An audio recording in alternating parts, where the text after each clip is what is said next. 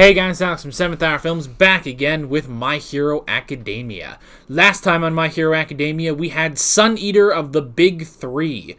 Continuing on in the raid of the Shie Hisaikai headquarters, the heroes were stopped by 3 of the 8 bullets of the Hisaikai, and Sun Eater decided that he was going to take them on by himself so that the pro heroes could save their strength for finding Eri.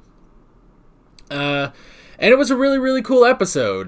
Very interesting. Got a bit into Tamaki's backstory, as well as just seeing sort of like a mini character arc in there of him being inspired by Mirio and shining brighter, or being even better than the sun that Mirio is, So that was really, really cool. I liked it. This is where I say no spoilers in the comments whatsoever, and we might as well get into this episode. Like always, if you want to watch the reaction, what you gotta do is head down in the description or to the pinned comment. That will take you over to the reaction. You can watch it just like a normal reaction, and when you're done with that, you can pop right back over here to this YouTube video for the discussion. So with that being said, let's get into this episode of My Hero Academia. Here we go.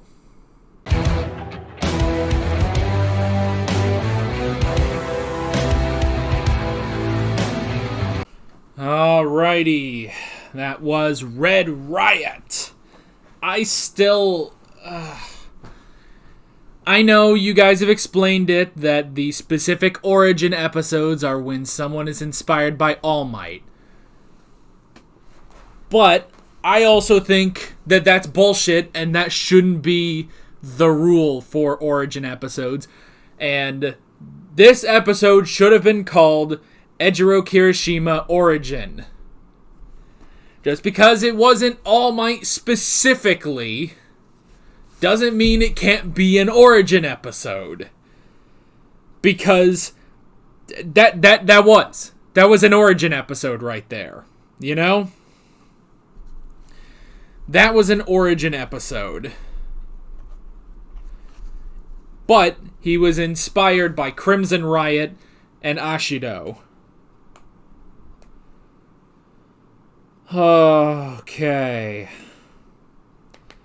Man, that was crazy. It was really crazy, but really, really good, too. Alrighty. We can go ahead and hop into the notes. The first thing I wrote down is Overhaul. So, interesting thing with Overhaul, that basically we learn a bit more about him, that when his father had fallen ill and was incapacitated, Overhaul took over the Hisaikai and became more villainous than his father intended them to be. His father wanted them to remain as they were, but Overhaul, Kai Chisaki, took on a villainous name and became a more villainous group. Which is interesting. And it's also interesting just to see the difference between some of them, like, people that were there before he took over. They're like, he is just, he's too much, he's sending us down a path we should never have gone through, whereas last episode we saw some of the bullets, that were literally willing to lay down their lives for him. So it's very interesting just seeing the difference there and getting to know a bit more about Overhaul himself. So, anyway, the next thing I wrote down was Rappa and Tengai. God damn it, Rappa. Anyway, that joke is stupid, but still. But they were interesting. Again, very interesting combinations we have, because last episode, like, those 3 were... They were pretty good, against Tamaki specifically, Like, it would have been interesting, if Eraser had stayed behind, he would have just, erased their quirks, probably knocked them down very easily, But for Tamaki, it was more of a fight. But I also like that, but then Tamaki, proved his worth by beating them, attacking their teamwork, basically.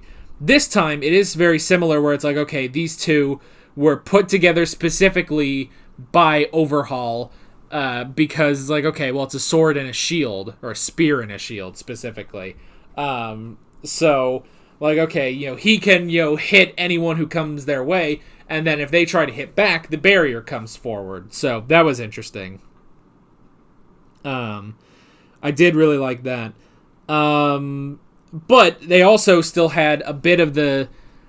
They didn't play up the teamwork attack again, which is probably good, but yeah, it's like, okay, well, you could just attack their teamwork again, because Rappa doesn't like that, Tengai is trying to help and stuff, so that's the thing. But then it worked out with the teamwork of Fatgum and Red Riot.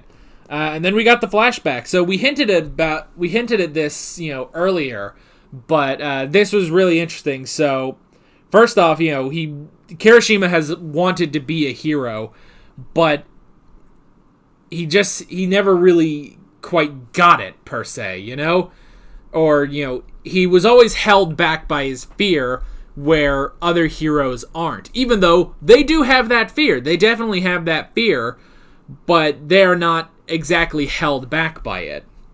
At least, some of the pros aren't, basically.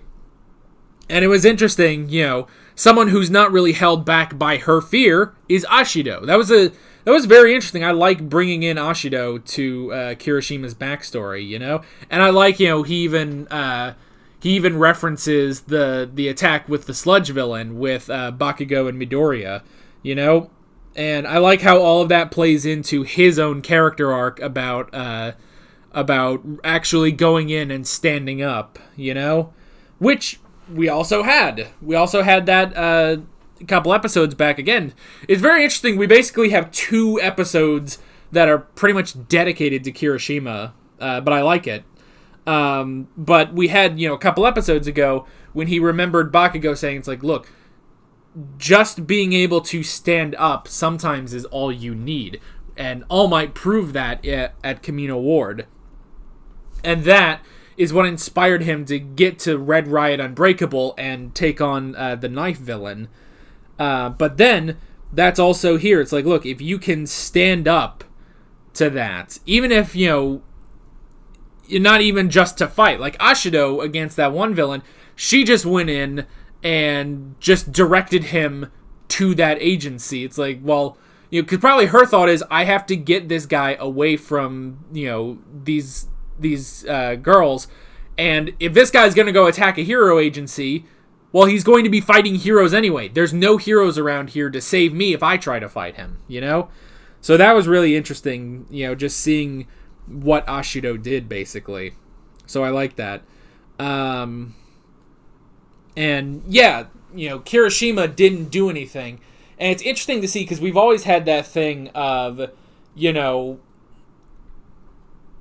just every time Deku, with his body, it ran, he started to move before he even realized it, And All Might saying, early on in Season 1, it's like, look, a lot of heroes, their story is generally the same. There was a crisis, and their bodies moved before they realized it. Like, that's the thing. But it's interesting with Kirishima that he basically shows the other side of it. If you hesitate, if you don't move, and how he's had to basically, train and learn not just to be stronger, but also, I guess, honestly, to have the stronger spirit, to learn that chivalry, to go and attack. And he's had to learn that. And yeah, his fear has held him back before, but now it won't. And it started to here, but he did overcome it, And I like bringing up the interview with Crimson Riot, his All Might, basically, his hero, saying, it's like, oh, are you ever afraid when you go out there? And he basically, he says, like, what kind of question is that? Of course I'm afraid. Every hero is afraid. But the point is to, even if you're afraid, not to let that hold you back. And I like that they bring in, it's like, an example of that. It's like, look, one time I hesitated and someone lost their life. And the thing I fear more than facing a villain is seeing someone die because of me, you know? And that has pushed Crimson Riot to never hesitate again.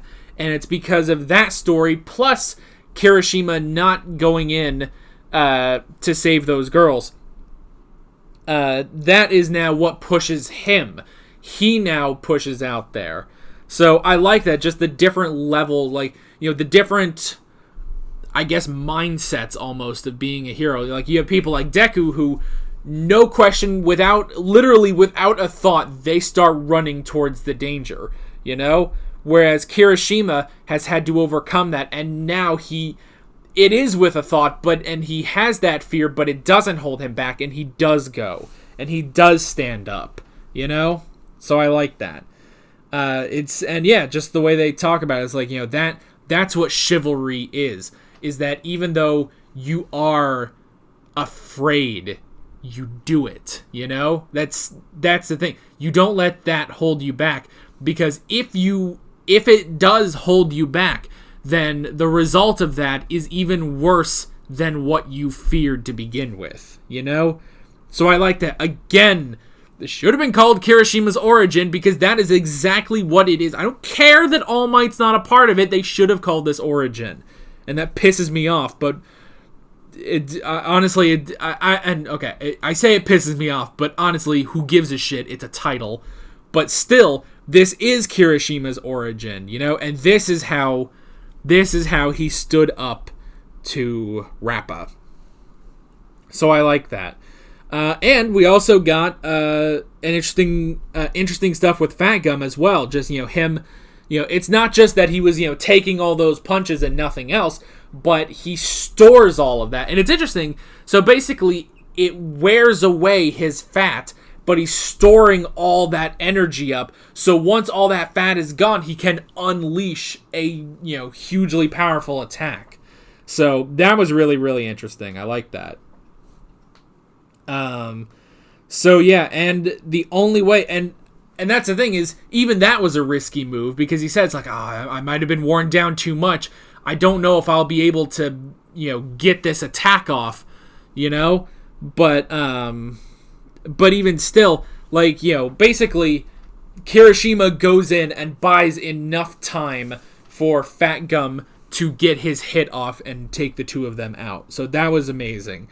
The fact that they became a spear and a shield. So that was really, really great. What an amazing episode. Great origin for Kirashima. And that's the thing, you know, this is Kirashima we're talking about. He's not really one of our main characters per se. Like, yeah, he's had his moments and stuff, but I wouldn't necessarily call him one of our main sort of characters. Now, that's sort of a fault trying to say, you know, oh, who's our main characters, you know? Because it's like, okay, well, we have our main character of Deku, but honestly, this is sort of an ensemble cast, you know?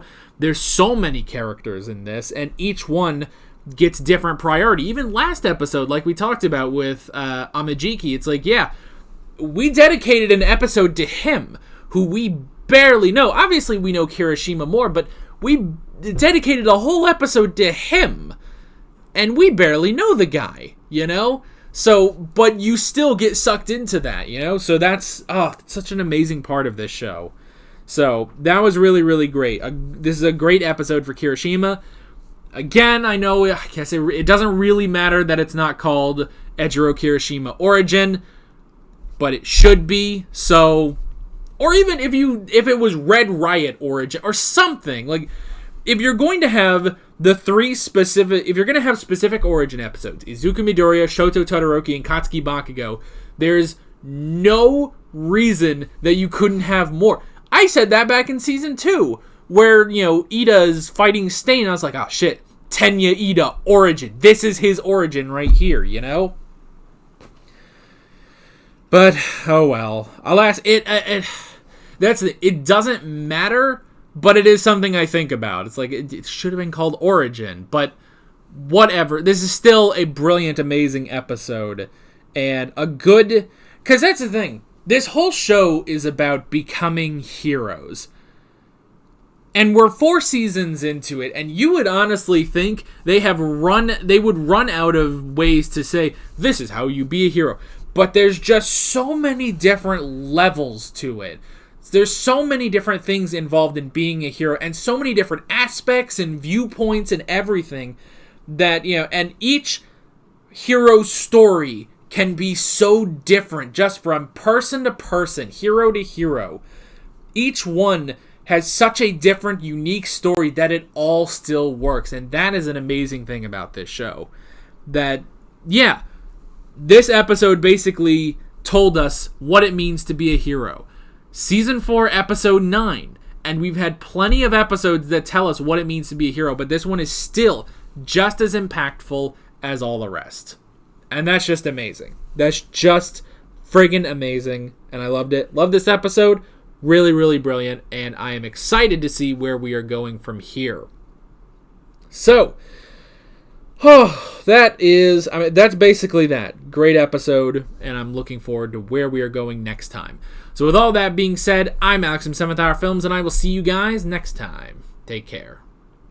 Alright guys, thanks for watching this video. If you want to watch more of my Hero Academia reactions, you can click on the playlist, you can subscribe if you haven't done that already, and be sure you hit that notification bell. You can support me on Patreon and follow me on social media, links below in the description. See you guys later.